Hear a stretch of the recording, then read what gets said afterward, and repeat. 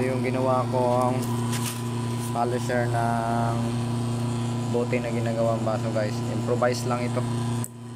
Improvise glass polisher.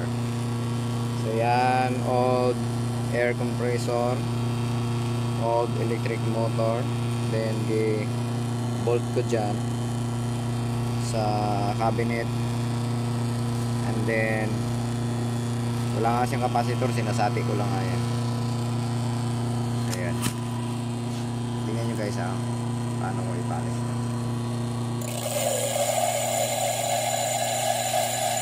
Dito pala cut off test yan, tapos dinikitan ko ng liha na number 60. Kabilaan yan, pag napurol na siya baliktarin na naman, mas maganda, mas malapad, ganun. Mabagal lang yung ikot nito. Pakita ko pala sa inyo yung finish nya. So ayan siya, oh. Ayan, hindi na siya matalas.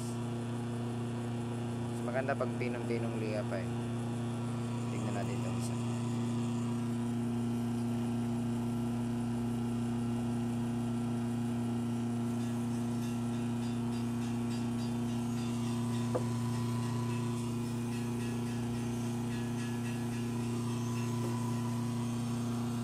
Okay, di ba?